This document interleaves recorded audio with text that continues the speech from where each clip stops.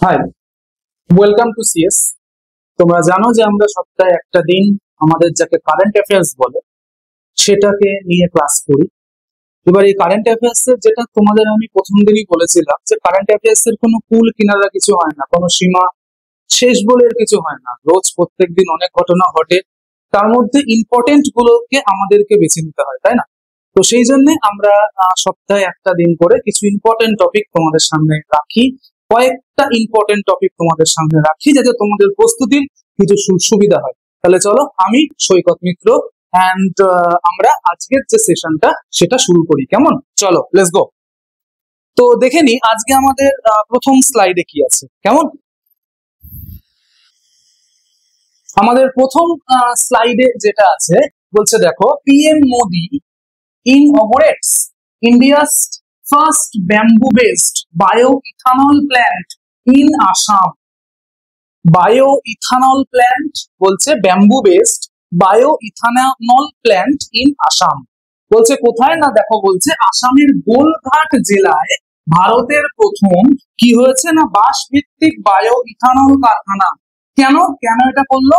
যাতে ভারতের জ্বালানি স্বনির্ভরতা, যাতে ভারত জ্বালানির দিক থেকে মানে ফুয়েলের দিক থেকে আত্মনির্ভর হতে পারে, স্বনির্ভর হতে পারে।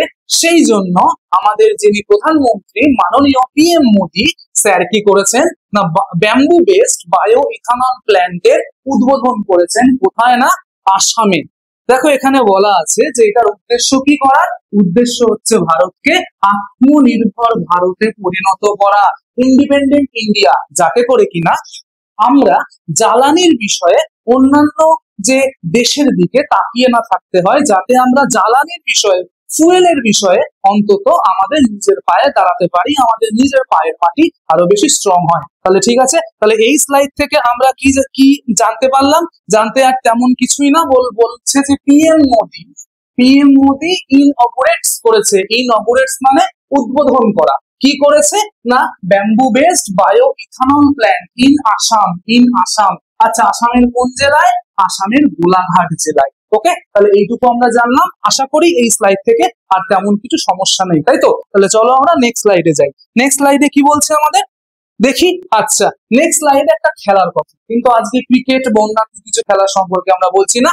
আজকে আমরা বলছে, দেখো লেখা আছে মীনাক্ষী হুডা অ্যান্ড জেসমিন লাম্বোরিয়া। এনারা কি করেছেন? এনারা বলছেন win gold at world boxing championship 2025। খুবই একটা প্রাউড ফিলিং এর বিষয় এটা আমাদের জন্য অ্যাজ অ্যান ইন্ডিয়ান। বলছে কি করেছেন? বলছে মীনাক্ষী হুডা এন্ড জাসমিন লাম্বোরিয়া, ওনারা ওয়ার্ল্ড বক্সিং চ্যাম্পিয়নশিপে সোনা পেয়েছেন। বিশাল বড় একটা এটা আমাদের জন্য পাওনা। বলছে দেখি কি লেখা আছে। বলছে মীনাক্ষী হুডা 48 কেজি বিভাগে নাজিম কিসবাইকে পরাজিত করে স্বর্ণ পদক জিতেছেন। তাহলে মীনাক্ষী হুডা, যার সম্পর্কে আমরা প্রথমে জানবো, তিনি কি করেছেন? তিনি 48 কেজি যে রাউন্ডে, সেই রাউন্ডে একজনকে পরাস্ত করে, তার নাম কি দেখো লেখা আছে, নাজিম কিসবাইকে পরাস্ত করে এই স্বর্ণ পদক পেয়েছেন। তাহলে একজনের নাম হচ্ছে মীনাক্ষী হুডা। ওকে, সেকেন্ড আর কে? সেকেন্ড যিনি পেয়েছেন তার নাম হচ্ছে জেসমিন লাম্বোরিয়া। জেসমিন লাম্বোরিয়া কি করেছেন? বলছে 57 কেজি সেকশনে স্বর্ণ পদক পেয়েছেন। তিনি প্যারিস অলিম্পিকের রৌপ্য পদক জয়ী পোল্যান্ডের জুলিয়া সেরেমেতাকে পরাজিত করেছেন। দেখো এখানে স্পষ্ট লেখা আছে যে জেসমিন লাম্বোরিয়া তিনি কি করেছেন? তিনি না 57 কেজি সেকশনে পোল্যান্ডের যিনি রৌপ্য পদক জয়ী, মানে ভাবো পোল্যান্ডের যিনি রৌপ্য পদক জয়ী, যার নাম কিনা আমরা বলছি জুলিয়া সেরেমেতা, তিনিও তো কম কিছু নন, তিনিও তো কম্পিটিটিভের মানে ভাগিদার নন। তাকে পরাস্ত করেছে কে? আমাদের ইন্ডিয়ান একজন। কে? তার নাম জেসমিন লাম্বোরিয়া। তাহলে মীনাক্ষী হুডা এবং জেসমিন লাম্বোরিয়ার এই যে প্রাপ্তি, এটা আমাদের প্রত্যেক ইন্ডিয়ানকে গর্ব অনুভব করায়, তাই তো? ওকে, তাহলে চলো আমাদের নেক্সট স্লাইডে আমরা যাই। নেক্সট স্লাইডে কি আছে? নেক্সট স্লাইডে বলছে Amit Shah inaugurates India's largest sports complex in Ahmedabad. আজ একটু মনে হচ্ছে খেলাধুলার খবর বেশি আছে, তাই না? দেখা যাক কি আছে। আচ্ছা, অমিত শাহ, আরেকবার পড়ি। Amit Shah inaugurates India's largest sport complex in Ahmedabad.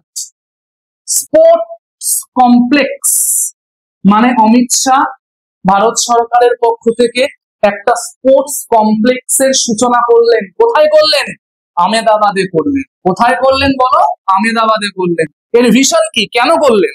বলছে মোদী সরকার 2047 সালের মধ্যে ভারতকে একটি শীর্ষ ক্রীড়া জাতি হিসাবে গড়ে তোলার লক্ষ্য নিয়েছেন। মানে 2047 সাল, সেই 2047 সালে যাওয়ার 2047 সালে যেতে যেতে আমরা ইন্ডিয়ানসরা যাতে একটা উন্নত ক্রীড়া জাতি হিসাবে নিজেদেরকে বিশ্বের সামনে তুলতে পারি, সেই চেষ্টায় আমাদের মোদী সরকার এই কাজটা করেছে। খুব ভালো একটা উদ্যোগ। নেক্সট আর কি লেখা আছে দেখি। বলছে শ্রী শাহ আস্থা প্রকাশ করেছেন যে আহমেদাবাদে এশিয়ার ক্রীড়া রাজধানী হিসাবে আত্মপ্রকাশ করবে। হোল্ড অন, সরকারের উদ্দেশ্য কি? সরকারের আশা কি? সরকার কি চায়? সরকার যেখানে ইনভেস্ট করলো কি উদ্দেশ্য নিয়ে করলো? বলছে সরকার চায় যে আহমেদাবাদ যেন এশিয়ার ক্রীড়া রাজধানী হিসাবে আত্মপ্রকাশ করে। এশিয়ার, শুধু ভারতের নয়, এশিয়ার ক্রীড়া রাজধানী, বিশাল বড় একটা লক্ষ্য। আর সেই জন্যই দেখো সালটা রাখা হয়েছে 2047 সালে, মানে একটু ফিউচারে গিয়ে যাতে আমরা এশিয়ার ক্রীড়া রাজধানী হিসাবে নিজেদেরকে আত্মপ্রকাশ করতে পারি, তার জন্য সরকার একটা উদ্যোগ নিয়েছে। বলো কি উদ্যোগ নিয়েছে? বলছে ইন্ডিয়াস লার্জেস্ট স্পোর্টস কমপ্লেক্স বানিয়েছে। আর একবার বলো কোথায়? আহমেদাবাদে বানিয়েছে। কোথায় বানিয়েছে? আহমেদাবাদে বানিয়েছে। এবং এই যে স্পোর্টস কমপ্লেক্সের উদ্বোধন কে করলেন? আমাদের অমিত শাহ, তাই তো? দেখো লেখা আছে এখানে মিস্টার শাহ, মানে অমিত শাহ স্যার। ওকে, তাহলে চলো নেক্সট স্লাইডে যাই। নেক্সট স্লাইডে তো তোমাদেরকে আমি আগের দিন একটা খবর বলেছিলাম না নেপালকে নিয়ে, নিশ্চয়ই তোমাদের সবার খেয়াল আছে। এবং তোমরা যদি আমাদের ক্লাস রেগুলার ফলো করে থাকো তাহলে দেখবে যে লাস্ট সপ্তাহের শেষ দিকে, মানে ভিডিওর শেষ দিকে আমরা একটা টপিক বলেছিলাম কারেন্ট অ্যাফেয়ার্সে নেপালকে নিয়ে। এখানেও নেপালকে নিয়ে একটা কথা বলা হচ্ছে। আচ্ছা, কি বলা হচ্ছে? বলছে Sabita Bhandari becomes first women attorney general of Nepal. Okay, তাহলে এখান থেকে কি দেখলাম না ম্যাডাম সবিতা ভান্ডারী, ওনার কথা হচ্ছে। আচ্ছা, উনি কি হয়েছেন? ওনার মানে মেন খবরটা কি? বলছে উনি প্রথম ওম্যান অ্যাটর্নি জেনারেল হয়েছেন নেপালের। উনি কি হয়েছে? উনি প্রথম অ্যাটর্নি জেনারেল হয়েছেন কোথাকার? না নেপালের। উনি প্রথম অ্যাটর্নি জেনারেল হয়েছেন নেপালে।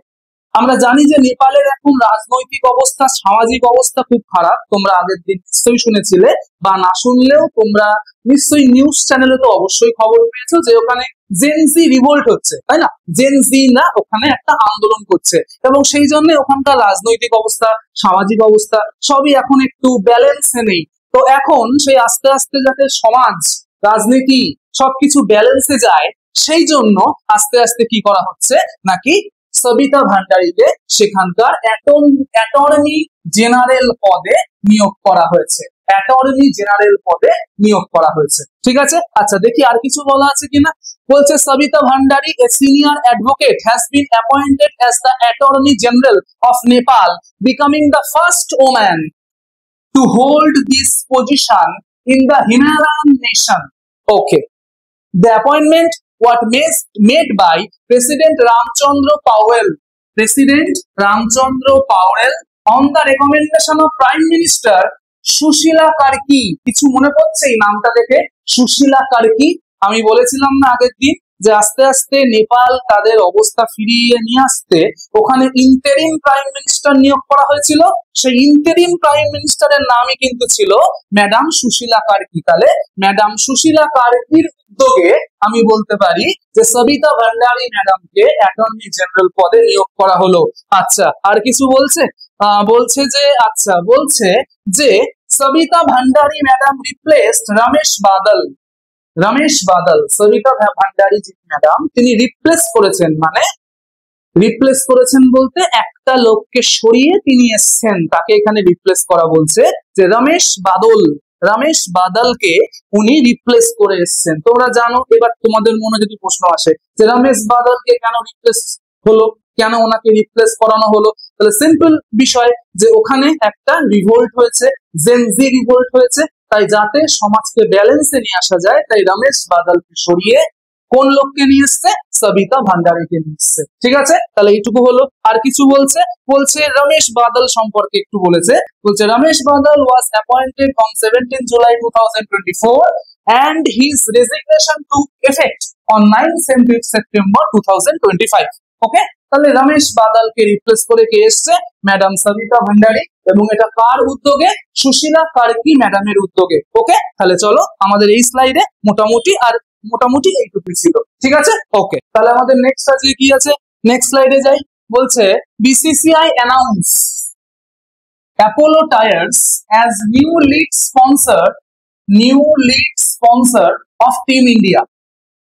বিসিসিআই মানে তোমরা জানো, বিসিসিআই মানে হচ্ছে আমাদের ভারতবর্ষে ক্রিকেটের যে সংস্থা, সব নিয়ম কানুন ঠিক করে, রাইট? তো বিসিসিআই কি করেছে? বিসিসিআই দেখো, তোমরা জানো যে কদিন আগে আমাদের ভারত সরকার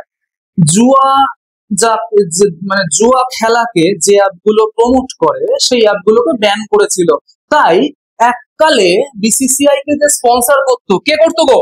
বিসিসিআই কে স্পন্সর করতো Dream11 নামক একটা অ্যাপ। এখানে ওই জুয়া সংক্রান্ত, ক্রিকেট নিয়ে বেটিং সংক্রান্ত কাজকর্ম চলতো। তাহলে স্বাভাবিকভাবে সে ভারত সরকারের সেই লয়ের জন্য এই Dream11 বলে যে অ্যাপটা, এটাও ব্যান হয়ে গেছিল। তাহলে সেই জন্য এই কোম্পানিটা এখন আর বর্তমানে বিসিসিআই কে স্পন্সর করে না। তাহলে এখন বর্তমানে নতুন ভাবে বিসিসিআই কে স্পন্সর কে করছে বলো? বলছে অ্যাপোলো টায়ার্স। অ্যাপোলো টায়ার্স এখন বর্তমানে বিসিসিআই কে স্পন্সর করছে, মানে টিম ইন্ডিয়ার জার্সিতে এই কোম্পানির লোগোটা নিশ্চয়ই থাকবে, তাই তো? তোমাদের নিশ্চয়ই মনে আছে যে বিসিসিআই কে এরকম অনেক কোম্পানি কিন্তু স্পন্সর করে। আমরা যারা ধরো একটু, যদি তুমি নিজের চাইল্ডহুডে যাও তাহলে দেখবে সাহারা বলে একটা কোম্পানি ছিল। সেই কোম্পানি বেশ অনেক কটা বছর এই টিম ইন্ডিয়াকে স্পন্সর করেছিল। তো আমরা যারা শৈশবকালে ক্রিকেট দেখেছি তারা নিশ্চয়ই সাহারা কোম্পানির নাম জানতাম। তো এখন সে সাহারাও নেই, কিছুও নেই। এখন তাহলে নিউ স্পন্সর কে করছে? Apollo tyres. ওকে, তাহলে এটা কিন্তু তোমরা অবশ্যই খেয়াল রাখবা। এখন নিউ স্পন্সর কে করছে? Apollo tyres. তাহলে এখানে আর তেমন কিছু নেই। নেক্সট স্লাইডে চলে যাই। নেক্সট স্লাইড কি বলছে? বলছে PM Modi less foundation stone. আচ্ছা, খবরটা পরে পড়ছি, তার আগে একটু তোমাদের বলে দিই যে ফাউন্ডেশন স্টোন মানে কি। ফাউন্ডেশন স্টোন মানে কি কেউ বলতে পারবে? ফাউন্ডেশন স্টোন মানে হচ্ছে শিলান্যাস। ফাউন্ডেশন স্টোন মানে হচ্ছে শিলান্যাস। ওকে, তাহলে চলো এবার সবাই মিলে খবরটা পড়ি। বলছে PM Modi less foundation stone of India's first PM Mitra park in Madhya Pradesh. প্রধানমন্ত্রী মধ্যপ্রদেশে পিএম মিত্র পার্কের শিলান্যাস করেছেন। যদি পাতি বাংলায় বলি, আচ্ছা পিএম মিত্র পার্কটা কি আর একটু পড়ি, ঠিক বুঝতে পারছি না এইটুকু থেকে। বলছে prime minister Narendra Modi laid the foundation stone of the first Pradhan Mantri mega integrated textile region and apparel. ও, তার মানে এই যে পিএম মিত্রা, এই পিএম মিত্রা, এই মিত্রা, তার মানে এই মিত্রার একটা ফুল ফর্ম আছে। ফুল ফর্ম কি দেখো এখানে লেখা আছে, প্রধানমন্ত্রী mega integrated textile region and apparel. PM মানে জানো প্রধানমন্ত্রী, তাহলে পিএম মিত্রর ফুল ফর্ম কি চলো আরেকবার বলি, প্রধানমন্ত্রী mega integrated textile region and apparel. সংক্ষেপে আমরা একে কি বলবো? পিএম মিত্র বা পিএম মিত্রা। ওকে, পিএম মিত্রা পার্ক করেছে কোথায়? ভাইশোলা ভিলেজ, ধর ডিস্ট্রিক্ট, মধ্যপ্রদেশে। ভাইশোলা গ্রাম, সেই ভাইশোলা গ্রামটা কোথায়? ধর জেলায়। এবং সেটা কোন রাজ্যে গো? মধ্যপ্রদেশ রাজ্যে। সেটা কোন রাজ্যে? মধ্যপ্রদেশ রাজ্যে। দেখো এখানে বাংলাতেও তাই লেখা আছে, প্রধানমন্ত্রী নরেন্দ্র মোদী মধ্যপ্রদেশের ধর জেলার ভেনশোলা গ্রামে প্রথম প্রধানমন্ত্রী mega integrated textile region and apparel, যাকে আমরা একটু আগে বললাম পিএম মিত্রা পার্কের দেখো লেখা আছে শিলান্যাস করেছেন, যেটা আমি তোমাদের বাংলা প্রথমেই বলেছিলাম, শিলান্যাস করেছেন। পিএম মিত্রা প্রকল্প, কেন্দ্রীয় সরকার এই প্রকল্পটি চালু করছে 7টি রাজ্যে। আচ্ছা, তার মানে এটা যে শুধু মধ্যপ্রদেশে হয়ে স্টপ হয়ে যাবে এমন নয়, আরো 6টা রাজ্যে, মানে মধ্যপ্রদেশকে নিয়ে 7টা রাজ্যে এই যে প্রজেক্টটা পিএম মিত্র প্রজেক্টটা সেটা কিন্তু সরকার চালাবে। কোন কোন রাজ্যে? মধ্যপ্রদেশ, যেটা হয়ে গেল। আর কোন রাজ্যে হবে? তেলেঙ্গানা, গুজরাট, কর্ণাটক, উত্তরপ্রদেশ এবং মহারাষ্ট্র। তাহলে 7টা রাজ্যের নাম কিন্তু তোমরা অবশ্যই খাতাতে পয়েন্ট আউট করে রাখবে। 7টা রাজ্যের মধ্যে আপাতত পেয়েছে মধ্যপ্রদেশ রাজ্যটা। কি পেয়েছে? পিএম মিত্রা, এই যে পিএম মিত্রা স্কিমটা। আচ্ছা, তাহলে এর উদ্দেশ্য কি? এর উদ্দেশ্য হচ্ছে বৃহৎ টেক্সটাইল উৎপাদন, মানে মানে পশ্চিমবঙ্গ তথা ভারতবর্ষ, শুধু আমাদের পশ্চিমবঙ্গ বলে নয়, গোটা ভারতবর্ষে টেক্সটাইল শিল্পকে উন্নত করা। ভারতবর্ষের সমস্ত রাজ্যে, গোটা ভারতবর্ষতে যাতে টেক্সটাইল শিল্পকে উন্নত করা যায়, বস্ত্র শিল্পকে উন্নত করা যায়, বস্ত্র শিল্পের মান উন্নত করা যায়, সেই জন্য, সেই লক্ষ্যে কাজ করবে কি? পিএম মিত্রা এই স্কিমটা, পিএম মিত্রা পার্ক নামে এই স্কিমটা। পিএম মিত্রার এই ফুল ফর্মটা তোমরা নিশ্চয়ই কিন্তু ভালো করে খেয়াল রাখবে, খাতায় নোট করবে, যেটা এখানে দেয়া আছে। ওকে, চলো আরেকবার আমি পিএম মিত্রার ফুল ফর্মটা বলে দিই। প্রধানমন্ত্রী mega integrated textile region and apparel, সংক্ষেপে পিএম মিত্রা। ওকে, আপাতত কোন রাজ্যে হয়েছে বলো? আপাতত হয়েছে তোমার মধ্যপ্রদেশে। আপাতত হয়েছে তোমার মধ্যপ্রদেশে। কোন জেলায়? কোন জেলায়? বলছে ধার জেলায়। বলছে ধার জেলায়। ধার জেলার কোন গ্রামে? ভ্যানসোলা গ্রামে। ধার জেলার কোন গ্রামে? ভ্যানসোলা গ্রামে। ঠিক আছে, তাহলে এই স্লাইড থেকে আপাতত আমাদের এইটুকুই আছে। চলো নেক্সট স্লাইডে যাওয়া যাক। এইটা বোধহয় আজকে আমাদের লাস্ট স্লাইড। বলছে কি? বলছে ধর্দো বিকামস গুজরাটস 4th সোলার ভিলেজ। কি বলছে পরে আসছি, আগে জানি সোলার ভিলেজ মানে কি। সোলার ভিলেজ মানে যে গ্রামে সমস্ত শক্তি উৎপাদনকারী কাজকর্মগুলো সৌরশক্তির মাধ্যমে করা হয়, মানে যেই গ্রামে সৌরশক্তির উন্নতি চোখে পড়ার মতো হয়েছে, সেই গ্রামগুলোকে সোলার ভিলেজ বলা হয়। সৌরশক্তি মানে কি তোমরা নিশ্চয়ই জানো। তাহলে চলো এবার দেখি খবরে কি বলছে। বলছে prime minister Narendra Modi will dedicate Dhordo village in Kutch district. কোথায় গো? কচ্ছ, গুজরাটের কচ্ছ বাংলায় বললে জেলায়, as a solar village during his visit to the state, recognized by the United Nations World Tourism Organization UNWTO. Okay, hold on. এখান থেকে আমরা ইউএনডব্লিউটিও এর একটা ফুল ফর্ম পেলাম। ইউএনডব্লিউটিও এর ফুল ফর্ম কি? চলো সবাই বলি। United Nations World Tourism Organization. UNWTO, UNWTO এটাকে নাকি বেস্ট ট্যুরিজম ভিলেজ অ্যাওয়ার্ড দিয়েছে। ঠিক আছে, এই যে সোলার ভিলেজটার কথা বলছি, সেটা সোলার ভিলেজটার নাম কি? ধর্দো। এই ধর্দো নামক এই ভিলেজটাকে বেস্ট ট্যুরিজম ভিলেজ অ্যাওয়ার্ডও দিয়েছে, এবং আমাদের যিনি পিএম মোদী, তিনি এটাকে সোলার ভিলেজ বলেও একটা অ্যাওয়ার্ড দিয়েছেন। বলছে ধর্দো উইল জয়েন মধিরা, ধর্দো উইল জয়েন মধিরা, সুখী, মাসালি as the 4th fully solar powered village in Gujarat. মানে গুজরাটের এই ধর্দো হচ্ছে 4 নম্বর গ্রাম, যে গ্রামটা কিনা সোলার ভিলেজের তকমা পেয়েছে। তাহলে প্রথম যে 3টে গ্রাম, সেই 3টে গ্রাম কি কি? দেখো এখানে লেখা আছে। মধিরা 1 নাম্বার, মধিরা। 2 সুখী, সেকেন্ড গ্রামটা কি? সুখী। 3 নাম্বার গ্রামটা কি? মাসালি। এবং 4 নাম্বার কি গ্রামটা? এ দেখো ধর্দো। তাহলে আমরা পেয়ে গেলাম যে কোন 4টে গ্রাম গুজরাটের সোলার ভিলেজ বলে যে বলতে পারো সোলার ভিলেজের মর্যাদা পেয়েছে। এই 4টে ভিলেজ সোলার ভিলেজের মর্যাদা পেয়েছে। আর একটা আমরা এক্সট্রা কি জানলাম, যে ইউএনডব্লিউটিও এই ধর্দো ভিলেজটাকে কিনা বলছে বেস্ট ট্যুরিজম ভিলেজ অ্যাওয়ার্ডও দিয়েছে। তার মানে ধর্দো যে ভিলেজটা, নিশ্চয়ই তার মানে বেশ ভালো একটা জায়গায় এখন আছে বলতে হয়, তাই না? তাহলে চলো, এটা বোধহয় আমাদের আজকে লাস্ট স্লাইড ছিল, একটু চেক করে নি। হ্যাঁ, তো এটাই আমাদের লাস্ট স্লাইড ছিল। তো সবাইকে থ্যাংক ইউ, সবাইকে থ্যাংক ইউ। তোমরা জানো যে আমরা কিছু সিলেক্টেড বিষয়গুলো নিয়ে প্রত্যেক সপ্তাহে আসছি, এবং আমাদের এই সপ্তাহ থেকেই আমাদের বাঙালির প্রিয় প্রাণের পুজো দুর্গাপুজো স্টার্ট হচ্ছে। তো তোমরা আসলেই আশা করি সবাই সেখানে খুব এনজয় করবে, কিন্তু এনজয়ের সঙ্গে সঙ্গে কিন্তু যাতে আমাদের যে পড়াশোনা স্টাডি সেটাও চলে। ঠিক আছে, তাহলে চলো আজকের ক্লাসটা আমরা এখানে শেষ করি। যদি আমার ক্লাসটা তোমাদের ভালো লেগে থাকে তাহলে please like, share and subscribe করতে কিন্তু ভুলবে না। ওকে, চলো, থ্যাংক ইউ, গুড নাইট।